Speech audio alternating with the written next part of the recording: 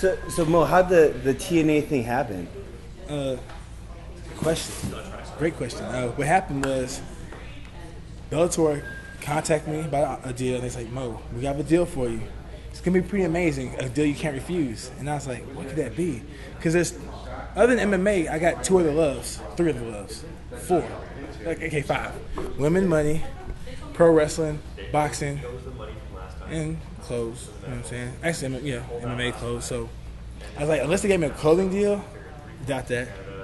I was like, wrestling, they do have TNA there, but I didn't think. I was like, who knows? Boxing, who knows? They came to me and was like, hey, we want you to do Bellator and TNA. And I was like, let's do it. I wasn't even rushing. I didn't even want to think about it. I was like, hey, let's sign the contract.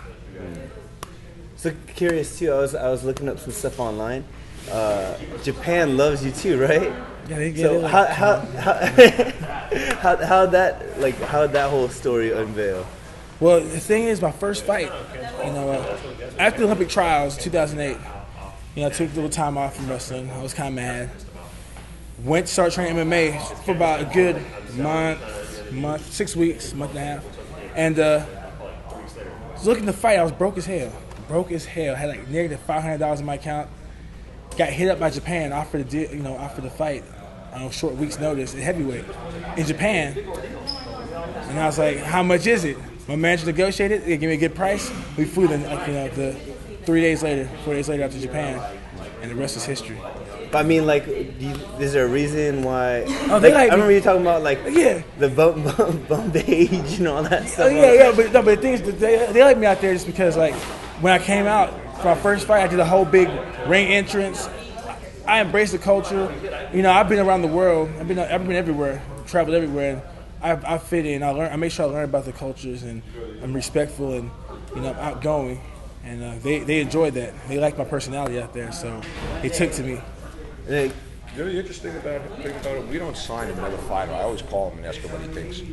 Nobody can break down and analyze a fighter better than Mo. This is, you can ask him about any fighter. He'll give it to you straight up. He'll give you every little detail. He'll tell you what's going to happen. He'll tell you about his personality. He'll tell you about his style. He'll tell you what happens when he matches up against certain guys. He'll tell you about his coaches. He'll tell you about how he fights. You asked me earlier, how do we pick our fighters? How many times a month do I call you? What do you think of this guy? What do you think of that guy? So he gives me the inside lowdown. I remember watching the fight. Great analyst, man. I remember he's he's my friend, but he's also a great analyst. But see, on the bright side, he calls me with good fighters, so I'm like, hey, this guy's legit. This guy's real good. Great jiu-jitsu. Good hands, exciting, flashy. He always picks good people, so I only have to do anything but just tell him the good things. There's nothing really bad about anybody that he signed. Is there anyone so far? Let's put it this way: if he says not to do somebody, trust me, I'm running away. Oops, sorry for all those guys. Some of the guys that piss you off, right? That's cool, man. So, and then I'm curious. I was watching your fights in Strikeforce a lot. What's with the Monster Energy drink on the head? Oh, that's my Stone Cold Steve Austin tribute. You know what I'm saying? Because I'm a big pro wrestling fan. I was like, when I win, I'm gonna do the Stone Cold Austin. He gets the beers and knocks them together. And so I was like, my boy was holding the rock stars, and when I won, he was jumping up and down. And he handed it to me in the cage, and as I was opening them, they were spraying. I was like, ah. And then I just decided to make a bigger mess, smash them together, drink them, and then pour them in my head, and then they find me. So was it sticky? It was real sticky. It was sticky, but it was worth it though. It was exciting. Nice, man. That's cool. So TNA's coming up October.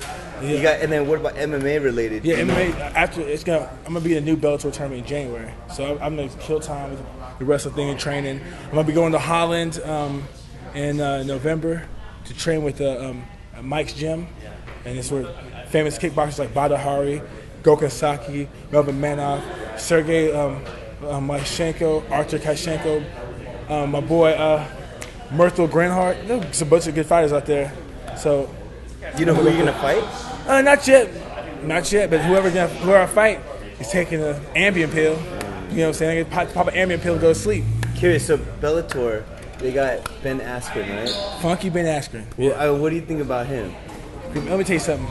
Ben Askren, I wrestled with Ben Askren, and he's a hell of a competitor. Finds ways to win. People want to knock him and say he's boring, but you know what? He's winning. You go to Sherdog, and you see a guy that's undefeated with all these wins, you never say shirt off, win, decision, boring decision. No, you just see he won. And Ben Askren's winning. You know what I'm saying? If you want to make him exciting, then go out there and try to beat him.